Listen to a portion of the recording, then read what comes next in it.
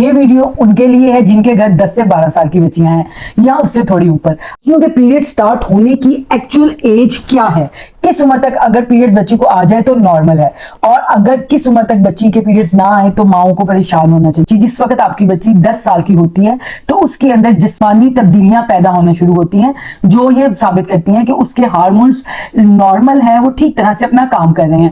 اور اس کے بعد 12 سال سے 16 سال کے اندر اس کو پیریڈز سٹارٹ ہو جاتے ہیں.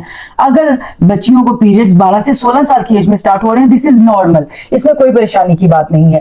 اور اگر بچی جو ہے اس کے جسمانی خدوخال میں تو تبدیلی آ گئی ہے لیکن اس کو 16 سال کے بعد بھی پیریڈز نہیں آئے ہیں تو یہ پریشانی کی بات ہے. آپ کو اپنی گائنیکولوجسٹ کے پاس جانا, والدہ کی موجودگی میں فزیکل ایگزامینیشن کرے گی اور الٹرا ساؤنڈ سے اس کی ایگزامینیشن کرے گی, اس کے ہارمونز کے ٹیسٹ کرے گی. اور اگر ایسا ہے کہ 16 12 13 14 15 سال گزر گئے ہیں اور پیشنٹ کی جو جسمانی ساخت میں بھی کوئی چینج نہیں آیا اور اس کو پیریڈز بھی نہیں آئے, تب بھی آپ کو اپنی گائنیکولوجسٹ کے پاس جانا ہے اور اس سے انویسٹیگیشن کروانی ہے کہ آیا مسئلہ کہاں پر ہے. تو بچیوں کی پیریڈز آنے کی جو نارمل ایج ہے وہ 12 سے 16 سال تک ہے.